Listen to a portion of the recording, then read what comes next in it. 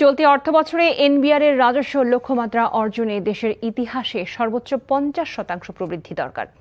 এই challenge NBR নিতে চায় বলে জানান সংস্থাটির চেয়ারম্যান আহসান হাবিব। দুপুরে ঘোষিত বাজেটে বিনিয়োগ বিষয়ক উদ্যোগ নিয়ে বিডা আয়োজিত অনুষ্ঠানে এনবিআর চেয়ারম্যান বলেন, রাজস্ব কোনো আলাদা বিষয় নয়, এটি বিনিয়োগ, উৎপাদন ও কর্মসংস্থানেরই ফলাফল। তাই দীর্ঘমেয়াদে টেকসই উন্নয়নের লক্ষ্যে এবার 5 বছরের খাত ভিত্তিক রাজস্ব নীতি গ্রহণ করা হয়েছে।